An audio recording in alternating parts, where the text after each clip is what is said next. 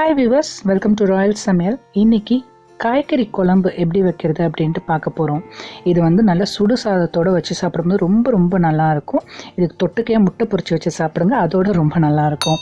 இதுக்கு தேவையான காய்கறி உங்கள் வீட்டில் என்ன அவைலபிள் காய்கறி இருக்கோ அந்த காய்கறி எடுத்துக்கோங்க. இதில் நான் வந்து வெண்டைக்காய் எடுத்திருக்கேன், உருளைக்கிழங்கு எடுத்திருக்கேன், கேரட் எடுத்திருக்கேன். கேரட்டையும் முள்ளங்கியும் நீட்டாக இந்த மாதிரி கட் பண்ணிக்கலாம். முள்ளங்கி, சுரைக்காய், வாழைக்காய், கத்திரிக்காய், எக் பிளான்ட்டு என்கிட்ட பெரிய கத்திரிக்காய் இருக்குது. இந்த கத்திரிக்காயே ஒரு 1/2 கிலோ இருக்கும். ஸோ உங்ககிட்ட கத்திரிக்காய் வந்து சின்னதாக இருந்துச்சுன்னா அதை வந்து எவ்வளோ எடுக்கணுமோ எடுத்துக்கோங்க. கொண்டக்கடலை ஒரு கைப்பிடி அளவுக்கு கொண்டக்கடலை ஊற வச்சுருக்கிறேன். எந்த வெசல் எந்த பாத்திரத்தில் செய்ய போகிறோமோ அதை எடுத்துக்கலாம். எடுத்துகிட்டு நான் வந்து ஒரு 3 டேபிள் ஸ்பூன் மாதிரி எண்ணெய் விட்டுக்கிறேன். Vegetable oil. ஃபஸ்ட்டு வந்து நம்ம வந்து வெண்டைக்காவை வதக்கி எடுத்துக்க போகிறோம். வெண்டைக்காய் நமக்கு தெரியும், அது வந்து ஒரு கொழப்பு உள்ள ஒரு காய். அதை வந்து நம்ம டைரெக்டாக வந்து குழம்புல போடும்போது குழம்பே கொலன்னு போயிடும். அதனால தான் எப்போதும் வெண்டைக்காய் நம்ம எதுக்கு யூஸ் பண்ணுறதா இருந்தாலும் இந்த மாதிரி எண்ணெயில் வதக்கி விட்டு நம்ம வெண்டைக்காவை போடும்போது நமக்கு வந்து வெண்டைக்காய் நல்லா முழுசாக அந்த கொலப்பெலாம் இல்லாமல் நல்லாயிருக்கும். ப்ளஸ் அதே எண்ணெயிலே வெண்டைக்காய் வந்து பொரித்து எடுத்ததுக்கப்புறமா அதே எண்ணெயிலே நான் வந்து முள்ளங்கியை வதக்கிக்கிறேன். இந்த காய்கறி குழம்புக்கு எல்லா காய்கறியும் நம்ம வந்து ஒரு அளவுக்கு வதக்கி, ரொம்பலாம் இல்லை, ஓரளவுக்கு நம்ம வந்து வதக்கி ஒரு 3 நிமிஷம் மாதிரி வதக்கி விட்டு நம்ம செஞ்சோம்னாக்கா ரொம்ப வாசனை மனமாக ரொம்ப நல்லாயிருக்கும் இந்த குழம்பு. நான் இதில் வந்து முள்ளங்கி, கேரட்டு, உருளைக்கிழங்கு அண்ட் வந்து கொண்டக்கடலை இது எல்லாத்தையும் வந்து லைட்டாக வதக்கி விடுறேன். ஒரு 2 to 3 நிமிஷத்துக்கு வதக்கி விடுறேன். கொண்டக்கடலைன்னு இல்லை, நீங்கள் வேணாலும் இந்த ரெட் பீன்ஸ் ஆட் பண்ணிக்கலாம். ஸோ இந்த மாதிரி இது வந்து நல்ல ஸ்ட்ராங்கான காய்கறிகள் எல்லாமே வந்து நமக்கு வந்து வேக வைக்கணும். ஸோ அந்த காய்கறி தான் நான் வந்து ஃபஸ்ட்டு போட்டுக்கிறேன். போட்ட உடனே சீக்கிரமாக வெந்து போகிற காய்கறிலாம் நான் கடைசியில் தான் போட போகிறேன். இதுக்கு வந்து 1 கப்பு மாதிரி தண்ணி ஊற்றிருக்கேன். இந்த காய்கறி வேகிற அளவுக்கு நான் தண்ணி ஊற்றிருக்கேன். ப்ளஸ் உங்களுக்கு எவ்வளோ குழம்பு வேணுமோ அந்த அளவுக்கு நீங்கள் வந்து தண்ணி ஊற்றிக்கங்க. இப்போ இதுக்கு மசாலா எல்லாத்தையும் வந்து ஆட் பண்ணிக்கலாம். நான் வந்து 3/4 டேபிள் ஸ்பூனுக்கு உப்பு போட்டிருக்கேன். 1/4 டீஸ்பூனுக்கு மஞ்சத்தூள், 1/2 டீஸ்பூனுக்கு மிளகாய்த்தூள், மல்லித்தூள் 1 டேபிள் ஸ்பூன், அதாவது இது வந்து 2 டேபிள் ஸ்பூன் இருக்கும். நல்ல பெரிய கரண்டி தான் மல்லித்தூள்.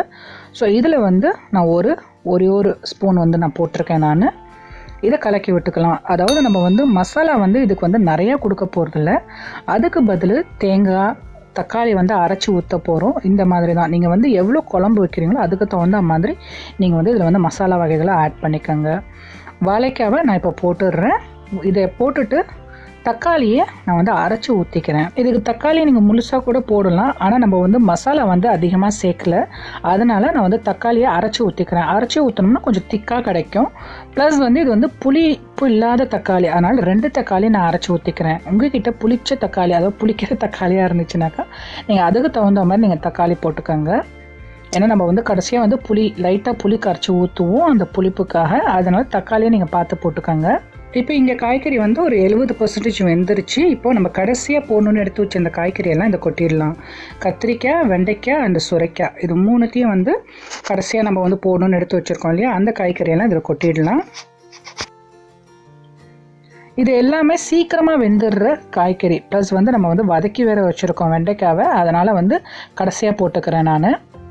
இதுக்கு கொஞ்சம் எனக்கு தண்ணி குறைச்சலாக இருக்க மாதிரி இருக்குது. ஒரு 1/4 டம்ளர் மாதிரி இப்போ தண்ணியை நான் ஆட் பண்ணிக்கிறேன். ஆட் பண்ணிவிட்டு இந்த கத்திரிக்காய், வெண்டைக்காய் கடைசியாக போட்ட காய்கறியெல்லாம் வேவுற அளவுக்கு அது பாருங்கள் கரெக்டாக இருக்குது தண்ணி எனக்கு.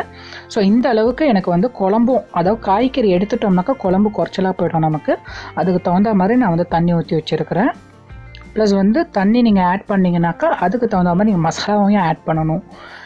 இப்போது இதில் வந்து மூடி தேங்காய் வந்து நல்லா பட்டு போல் அரைச்சி அதையும் ஆட் பண்ணியிருக்கேன். இது கருவாடு வந்து துண்டு கருவாடு போடுறேன். ஒரு 4 துண்டு மாதிரி கருவாடு போடுறேன்.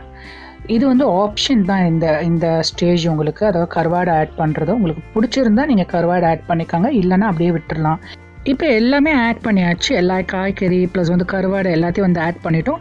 இது கொதி வரத்துக்கு முன்னாடி நான் வந்து புளி கரைச்சலை ஊற்றிக்கிறேன். புளி வந்து பெரிய நெல்லிக்காய் விட கொஞ்சம் குறைச்சலாக தான் எடுத்துருக்கிறேன். ஏன்னா இதுக்கு ரொம்ப புளிப்பாக இருந்தாலும் வந்து இந்த குழம்பு நல்லா இருக்காது. ப்ளஸ் வந்து புளிப்பு இல்லாமல் இருந்தாலும் நல்லா இருக்காது. திட்டமான புளிப்போடு நான் வந்து ஊற்றி மூடி போட்டு ஒரு 2 கொதி வர வரைக்கும் நான் மூடி போட்டு வச்சிடுறேன். காய்கறி வந்து நமக்கு ரொம்பவும் வெந்துடக்கூடாது, அழிஞ்சிடக்கூடாது. ஸோ எல்லாமே வந்து பர்ஃபெக்டாக இருக்குது. இப்போ எனக்கு காய்கறியும் வந்து ஓரளவுக்கு ஃபுல்லாக வெந்து இருக்குது, அழிஞ்சு போகல. காய்கறி எதுவுமே வந்து நல்லா வெந்து குழஞ்சி போகல. இப்போ இதை வந்து தாளிச்சிக்கலாம். தாளிக்கிறதுக்கு நான் வந்து கடுகு, பெருஞ்சீரகம் கொஞ்சம், சீரகம் கொஞ்சம், கருவேப்பிலை எடுத்திருக்கேன். நீங்கள் வந்து உங்களுக்கு வந்து கருவிடம் இருந்ததுன்னா நீங்கள் கருவிடம் போட்டுக்கோங்க, அது பெஸ்ட்டு. என்கிட்ட கருவிடம் இல்லை, அதனால் எண்ணெய் ஊற்றி இந்த கடுகு, பெருஞ்சீரகம், சோம்பு, கருவேப்பிலை, வெங்காயம் இதெல்லாம் போட்டு வதக்கி விட்டு நான் வந்து கொட்ட போகிறேன். இதுக்கு ரொம்ப ரொம்ப முக்கியமான ஒரு இன்க்ரீடியன்ட் வந்து பெருஞ்சீரகத்தூள், சோம்புத்தூள். இது வந்து ரொம்ப வந்து மஸ்ட்டு இந்த குழம்புக்கு. நம்ம வந்து கடைசியாக இதெல்லாமே பொரிஞ்சதுக்கப்புறம் வெங்காயம் வதங்கினதுக்கப்புறம் பெருஞ்சீரகத்தை தூள் போட்டு லைட்டாக ஒரு 2 கிண்டி இந்த குழம்புல ஊற்றிடலாம். அவ்வளோதாங்க, அருமையான காய்கறி குழம்பு ரெடி. ஸோ இந்த குழம்புக்கு நல்ல வாசனை கொடுக்குறது அந்த பெருஞ்சீரகம் கடைசியாக நம்ம வந்து தாளித்து விட்டு போடுறது தான். இந்த தாளிப்பு கடைசியாக போடுறது வந்து ரொம்ப மஸ்ட். அப்போ தான் அந்த குழம்புக்கு வந்து எக்ஸ்ட்ரா ஒரு ஃப்ளேவரை கொடுக்கும் இந்த தாளிப்பு. ப்ளஸ் நீங்கள் வந்து உங்களுக்கு வந்து கருவிடம் இருந்ததுன்னா நீங்கள் கண்டிப்பாக கருவிடம் ஆட் பண்ணிக்கோங்க. அருமையான காய்கறி குழம்பு ரெடி ஆகிடுச்சு. இதை நல்லா சுடுசாதத்தோடு வச்சு ஒரு முட்டை பொரிச்சு ப்ளஸ் வந்து பப்படை, முறுக்கு வத்தல் அந்த மாதிரி வச்சு சாப்பிடுங்க.